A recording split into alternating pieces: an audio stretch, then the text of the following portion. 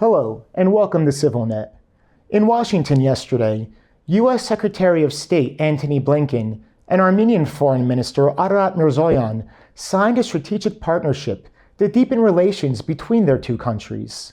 There's been a lot of questions about what this means for Armenia. And so our guest, Benyamin Poghosyan, Senior Research Fellow at the Yerevan-based think tank APRI Armenia, has joined us to explain. Thanks so much for being here, Benyamin. Thanks for having me. So this new strategic partnership is described as an upgrade in US-Armenia relations.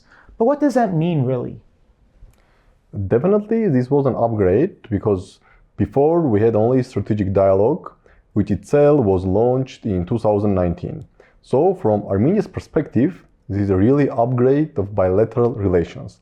But if you look from the US perspective, it's not something extraordinary. Just if you look into the post-Soviet space, United States signed the Charter on Strategic Partnership with Georgia in January 2009, and also Kazakhstan and the United States signed a statement on enhanced strategic partnership in January 2018, President Nazarbayev and President Trump. So from US perspective, it's not a routine, but it's a common thing to sign these type of partnership agreements with different countries in the different areas of the world. But again, from Armenia's perspective, definitely this is an upgrade of our bilateral relations. Now let's dive into what's included in this partnership. So there were many rumors in the Armenian press prior to signing that there would be security guarantees in there for Armenia, though analysts cautioned against getting their hopes up about that. So what does the actual agreement really say? Okay, Armenian Ministry of Foreign Affairs published the text. The text is published in English, and also there is a translation in Armenian, so everyone can read and understand. Of course, there is no legally binding security guarantees for Armenia, but also there is a special section on defense and security. There is a statement that sides are going to establish bilateral defense consultation mechanism, and also that the United States will support to raise capacities of Armenian armed forces, peacekeeping operations, defense education. Like, to be objective, I have to say that Armenia-US defense cooperation started not today and not yesterday. If you jump like 10 or 15 years back, starting probably from 2010, 2011, there was a significant support of the United States, especially for peacekeeping operations and also for defense education reforms. The whole transformation of Vazgen-Sargsyan Military Institute into Vazgen-Sargsyan Military University, the syllabus for several master level courses, these all have been done through active US engagement through the NATO-based Defense Enhancement Education Program. So yes, there are no security guarantees, legally binding security guarantees, but also there will be more defense cooperation between Armenia and the United States. So the key here is not to overestimate what has been done and not to underestimate what was done yesterday. That makes sense. So now one prominent part of the agreement involves civilian nuclear energy cooperation. And Secretary of State Blinken said in his remarks that negotiations are beginning for a 1-2-3 agreement. So what are the considerations behind this part of the deal? So it's not a secret that after 2036, Armenia will need a new nuclear reactor, because the current nuclear reactor, it should be closed in 2016. Then its lifespan was extended for 10 years. Then again was extended for another 10 years until 2036. But it's clear that most probably it will not be possible to extend the Metsabor nuclear reactor lifespan beyond 2036. But definitely Armenia wants to have a new nuclear reactor. And here there are a lot of discussions that maybe Armenia does not need a very huge or strong or powerful nuclear reactor like 1,000 or 1,200 megawatts, but maybe Armenia needs these small nuclear modular reactors, which like 80, 100 megawatt, you can bring 3-4 of them and have the same 400 megawatts, the same capacity or output which Metsamor nuclear power plant currently gives.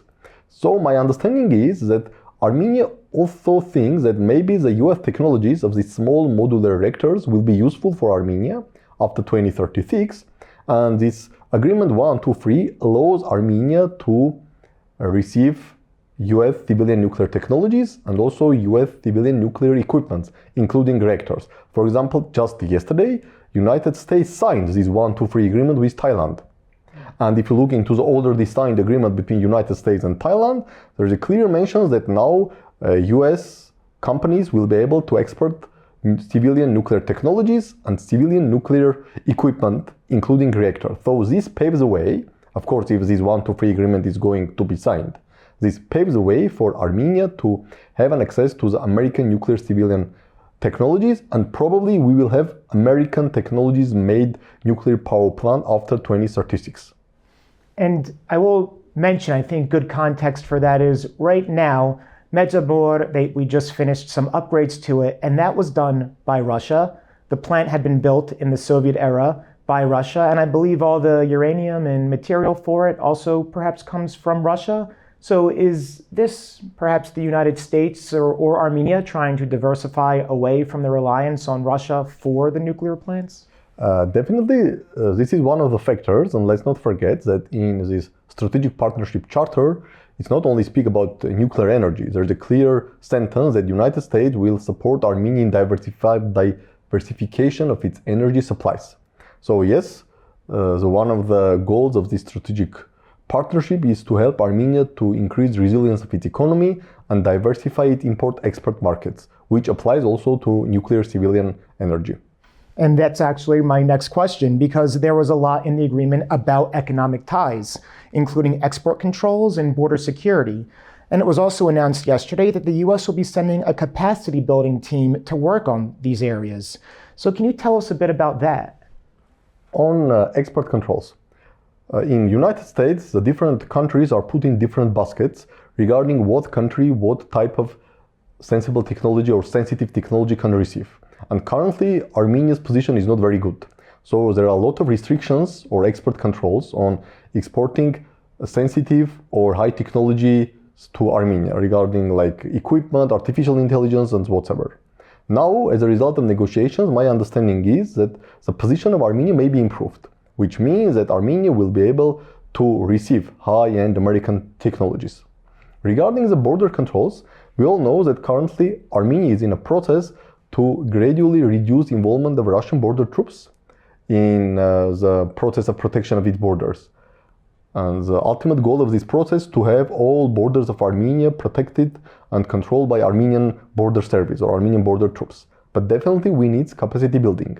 And my understanding is that Americans told us that, okay guys, if you need to increase capacity building of your border troops to be able to control your borders, we are ready to help. Of course, the fact that as a end goal of this process, there will be probably no Russian border troops along Armenian external borders makes Americans happy as far as there is this competition or conflicts between US and Russia. So I think here there is like practical things. Okay, we want to control our own borders. We need to increase the capacity of our own border troops, border services.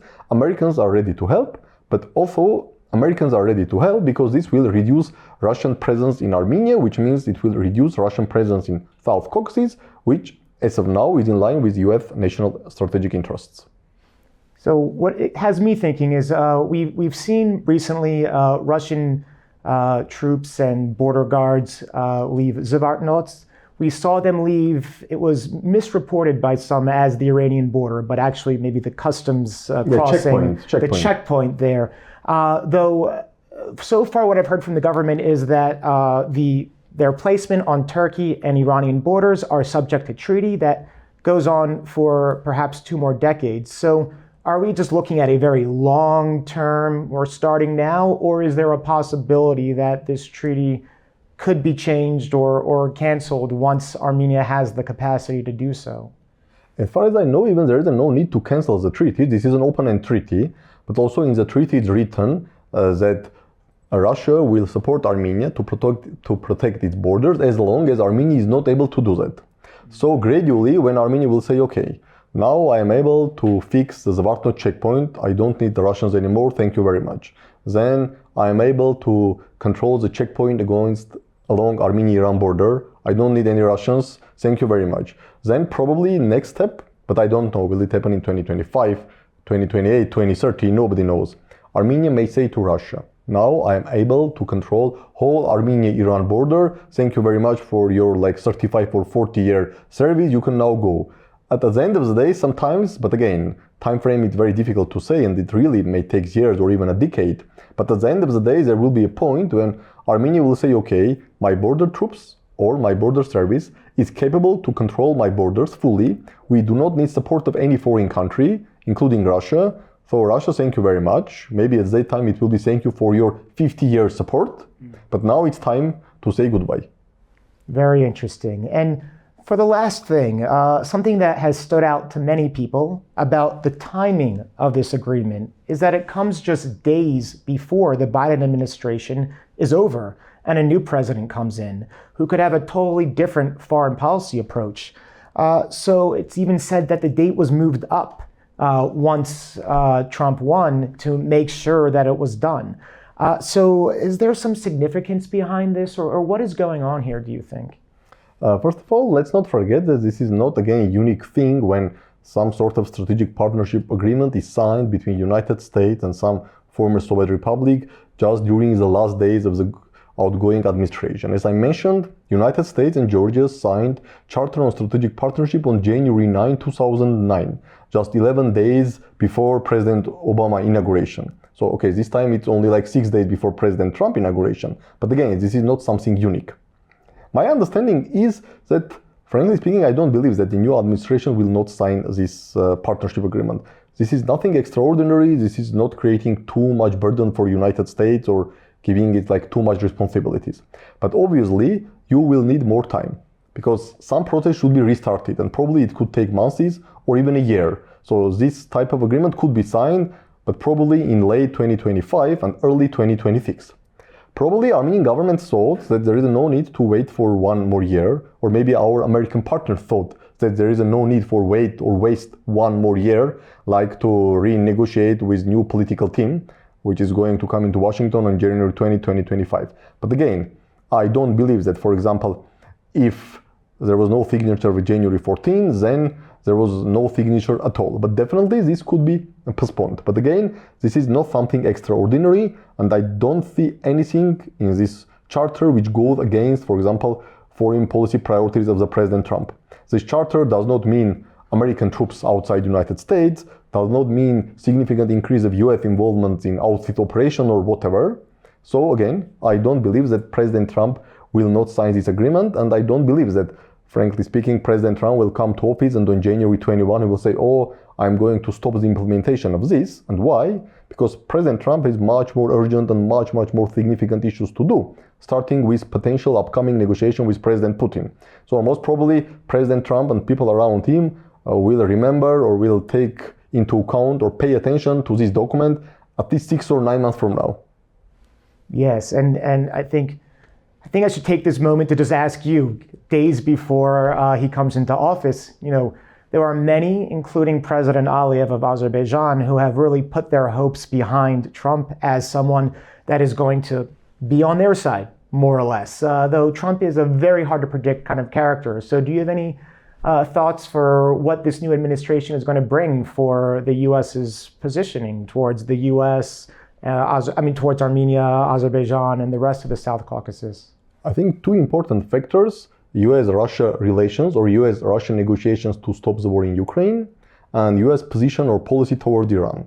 So if US-Russia negotiations, which most probably will take place in February or March 2025, if they are successful, and in summer 2025 we will see war in Ukraine stops and it will be frozen conflict, most probably this will mean that Russia will have upper hand in other post-Soviet territories and US interest and involvement in the South Caucasus will decline. But if negotiations are failed, war in Ukraine continues for entire 2025 or maybe even entering 2026, then we may see the continuation of US policy. Another factor is US policy toward Iran. We all know that President Trump cancelled US participation in nuclear deal and launched maximum pressure campaign against Iran. Most probably President Trump will do the same, starting from late January 2025, but I don't think that Trump would like to trigger regime change in Iran. Probably he would put maximum pressure on Iran to force Iran to sign a new deal, which will be much more favorable for the United States than the deal which was signed in 2015. The issue for Armenian South Caucasus is that how long this process will take, this maximum pressure, and will Iran agree or not. If it takes like few months and then we will see some sort of new agreement between the US and Iran, I think it's good for South Caucasus. If the policy of maximum pressure against Iran will take for years, it will be complicated for South Caucasus, including for Armenia, because then some messages should come to Armenia that you should take part in this maximum pressure campaign. And the worst case scenario for Armenia, if Trump sees that its maximum pressure campaign on Iran fails, Iran is not ready to sign a new deal, and then maybe he thinks that, okay, as far as Iran is significantly weakened by destruction of Hezbollah, Hamas, demise of Bashar Assad regime, let's maybe use military force to finish with Iran's nuclear programs. This will be probably the worst scenario for Armenia and also for the South Caucasus, frankly speaking. But this is probably less likely scenario, at least as of today. The most likely scenario for me is Trump increasing pressure on Iran, and potentially some sort of negotiations may start to sign a new deal in summer, autumn 2025. Well, we are certainly headed for some interesting times. Thank you so much for joining us today, Benyamin. Thank you. And thank you for joining CivilNet.